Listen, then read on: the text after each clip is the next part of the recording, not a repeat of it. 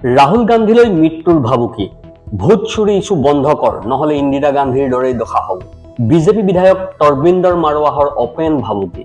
নমস্কাৰ, news on north ইষ্টৰ আজিৰ এই প্ৰতিবেদনলৈ আপোনাক স্বাগতম। আপুনি চাই আছে দেশৰ এটা অগ্ৰণী নিৰ্ভীক নিৰপেক্ষ বহুভাষিক channel news on North east.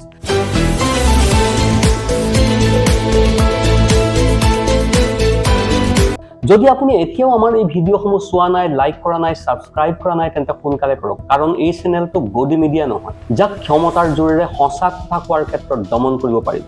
News on north ইষ্টৰ মাধ্যমেৰে আমি কেৱল বাতৰি সম্প্ৰচাৰ কৰাই নহয়, ইয়াৰ আঁৰৰ প্ৰকৃত সত্যও আপোনাৰ সন্মুখত তুলি ধৰিবলৈ চেষ্টা কৰোঁ।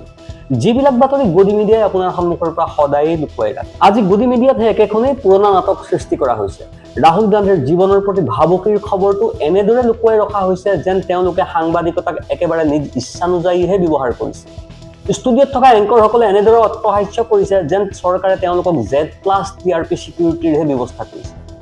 প্ৰশ্ন উত্থাপন হ'ব লাগিছিল যে ৰাহুল গান্ধী কিয় মৃত্যু ভাবুকিৰ সন্মুখীন হৈছে। কিন্তু এনে গুৰুতৰ বিষয় বাদ দি গদি মিডিয়াই আলোচনা কৰে যে ৰাহুল গান্ধীয়ে পিন্ধা জোতাৰ ব্ৰেণ্ড কি। এয়াই আজিৰ সেই মেইন ষ্ট্ৰীম মিডিয়া, যি আপোনাৰ কৰৰ দ্বাৰা আপুনি পাবলগীয়া নিৰাপত্তাৰ সন্দৰ্ভত একোৱেই আলোচনা নকৰে, কিন্তু প্ৰাইম টাইমত আপোনাৰ মাজত থকা ভয় শংকাক ভালদৰে নিৰাম কৰিব। প্ৰশ্ন হয়, এই ভাবুকি ৰাহুল গান্ধীৰ জীৱনলৈ নে গণতন্ত্ৰৰ শেষ নিশ্বাসৰ প্ৰতি? মই এই ভিডিঅ'টোত সম্পূৰ্ণ কাহিনী আপোনাক জনাম, কিন্তু তাৰ আগতে মোৰ এটা বিনম্ৰ অনুৰোধ। চৰকাৰৰ পক্ষত অহৰহ হকে বেহকে ওকালতি কৰি আহিছে গদি মিডিয়াই। আমি কেৱল আপোনাৰ পৰা লাইক আৰু শ্বেয়াৰহে আশা কৰিছোঁ। ভিডিঅ'টো লাইক কৰিবলৈ নাপাহৰিব। আপুনি আমাৰ এই ভিডিঅ'টো বন্ধু বান্ধৱ পৰিয়ালৰ সৈতে শ্বেয়াৰ কৰক, আৰু ক'ৰ পৰা আমাৰ এই ভিডিঅ'টো চাই আছে কমেণ্টত জনাওক। প্ৰিয় দৰ্শক, ৰাহুল গান্ধীৰ জীৱনলৈ ভাবুকিৰ সৃষ্টি হৈছে। এইটো কোনো উৰা বাতৰি নহয়, কোনো ছচিয়েল মিডিয়া পোষ্ট নহয়। আদালতত এই কথা কৈছে ৰাহুল গান্ধীৰ অধিবক্তাই নিজেই। হয়, আন কাৰোবাৰ দ্বাৰা নহয়। আদালতত আবেদন দাখিল কৰি দুজন নেতাৰ ৰাজহুৱা বক্তব্যৰ উদ্ধৃতি দাখিল কৰিছে ৰাহুল গান্ধীৰ অধিবক্তা মিলিন্দ পাৱাৰে। আদালতত কোৱা হৈছে যে ৰাহুল গান্ধীক মৃত্যুৰ ভাবুকি দিয়া হৈছে। এইবোৰ ৰাজনীতি বন্ধ কৰক, নহলে আপোনাৰ আইতাৰ দৰে অৱস্থা হ'ব। ইন্দিৰা গান্ধীৰ হত্যাৰ কথা উল্লেখ কৰি এইবাৰ কংগ্ৰেছ নেতা ৰাহুল গান্ধীক প্ৰত্যক্ষ ভাবুকি দিয়া হৈছে। প্ৰশ্ন হয়, এনেধৰণৰ বিৰোধী নেতাক মুকলিকৈ মৃত্যুৰ ভাবুকি দিয়াটো সাম্প্ৰতিক ৰাজনীতিৰ অংগ হৈ পৰিছে নেকি? গণতন্ত্ৰত সমালোচনা আৰু সমৰ্থন দুয়োটাই দেখা যায়, কিন্তু যদি কোনো বিৰোধী নেতাক আইতাকৰ দৰে দশা কৰা হ'ব বুলি কোৱা হয়, তেন্তে এয়া কেৱল ৰাহুল গান্ধীৰ বাবেই ভাবুকি নহয়, এয়া গণতন্ত্ৰক হত্যাৰ ভাবুকি। এতিয়া কল্পনা কৰকচোন, এই বিষয়টো আদালতত উত্থাপন হৈছে আৰু গদি মিডিয়াৰ চেনেলত প্ৰাইম টাইমত কি দেখুৱাইছে? ৰাহুলৰ চুলিখিনি কিমান বগা হৈ পৰিছে।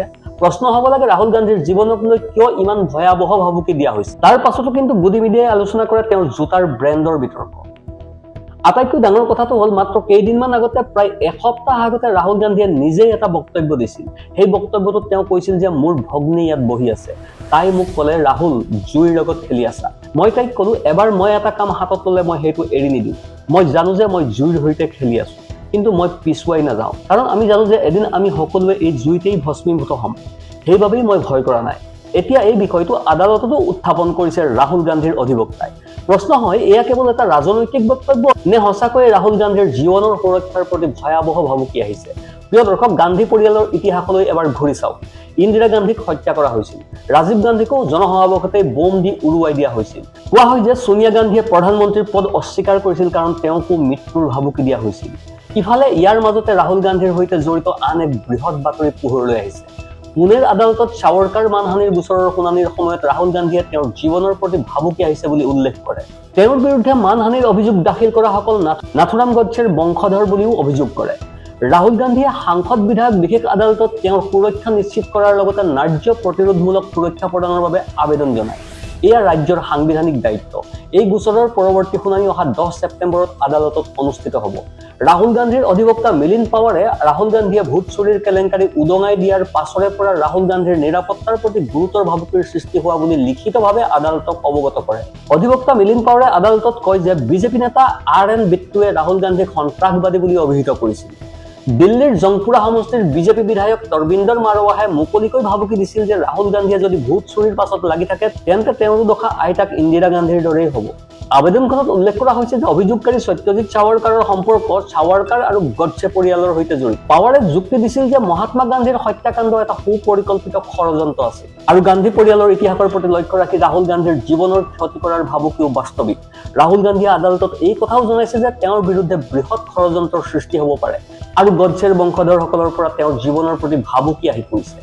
এই কথা লিখিতভাৱে স্পষ্টকৈ কোৱা হৈছিল। অধিবক্তাগৰাকীয়ে দুজন ব্যক্তিৰ নাম উল্লেখ কৰিছে, RN বিট্টু আৰু তাৰবিন্দৰ মাৰৱাহ। বৰ্তমান মাৰৱাহ দিল্লীৰ বিধায়ক আৰু গত নিৰ্বাচনত আম আদমি পাৰ্টিৰ মনীষ সিসোদিয়াক পৰাস্ত কৰিছে। পাৱাৰে কয় যে মাৰৱাহে ৰাজহুৱাভাৱে ভাবুকি দিছিল যে ৰাহুল গান্ধীৰ দশা তেওঁৰ আইতাক ইন্দিৰা গান্ধীৰ দৰেই হ'ব।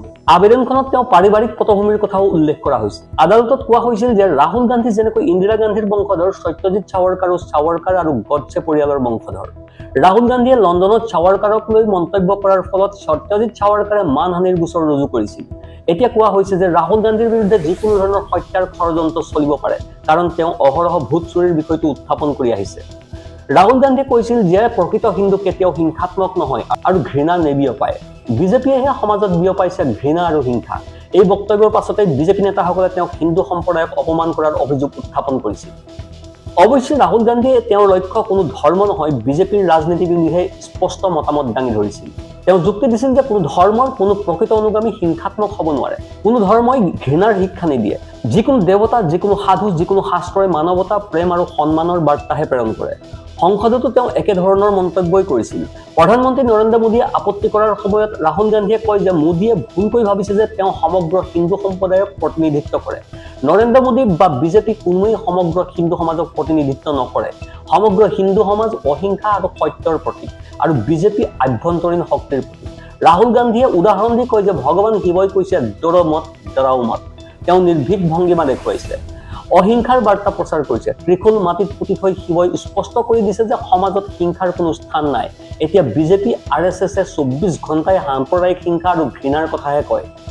এনে মানুহ প্ৰকৃত হিন্দু হ'ব নোৱাৰে। হিন্দু ধৰ্মত অভিশাপৰ কথা উল্লেখ আছে। সত্যৰ পক্ষত থিয় দিয়ক, সত্যৰ পৰা পিছুৱাই নাযাব, সত্যক ভয় নকৰিব, অহিংসা আমাৰ প্ৰতীক।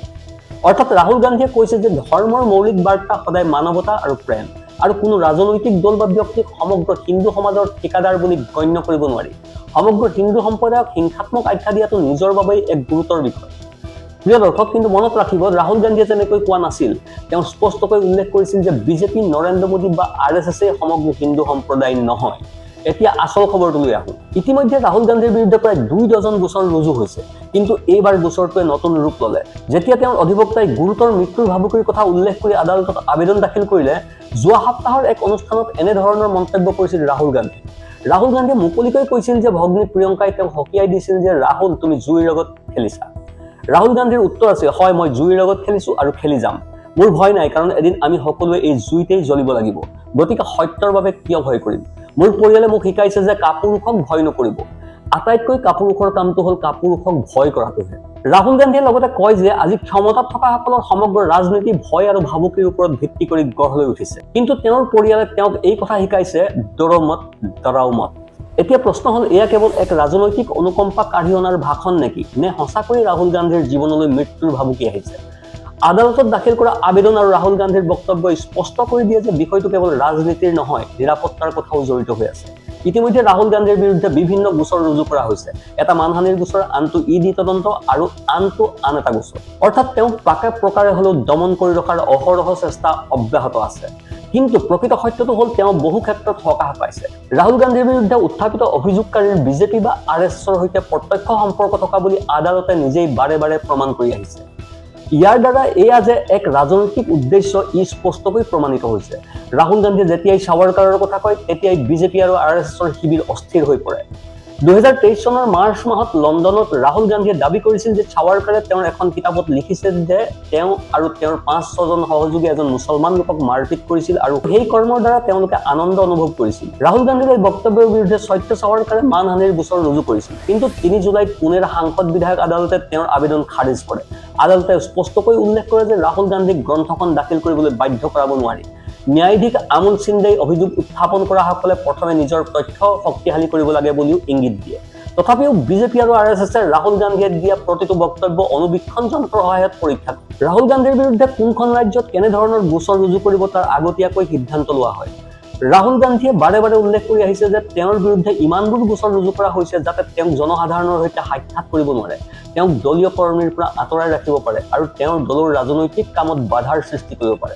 এতিয়া এই বিষয়টো কেৱল ৰাজনৈতিক গণ্ডিৰ মাজতে সীমাবদ্ধ হৈ থকা নাই। এইখিনিতে আপোনালৈ আমাৰ এটা বিনম্ৰ অনুৰোধ আছে, এই ভিডিঅ'টো আপুনি লাইক কৰক, আমাৰ এই নিউজ অন নৰ্থ ইষ্ট চেনেলটো ছাবস্ক্ৰাইব কৰক আৰু আপুনি ক'ৰ পৰা আমাৰ এই ভিডিঅ'টো চাইছে কমেণ্টত জনাওক। আপোনাৰ বাবে এইটো 1 ছেকেণ্ডৰ কথা, কিন্তু আমাৰ বাবে ই আটাইতকৈ ডাঙৰ শক্তি আৰু উৎসাহ। আপোনাৰ সহযোগিতাই আমাক সত্য উদ্ঘাটনৰ ক্ষেত্ৰত বহু সাহস যোগায়। তলৰ কমেণ্ট ছেকশ্যনত আপোনাৰ মনৰ কথা শ্বেয়াৰ কৰিব, কাৰণ আপোনাৰ কণ্ঠই হৈছে আমাৰ মূল শক্তি।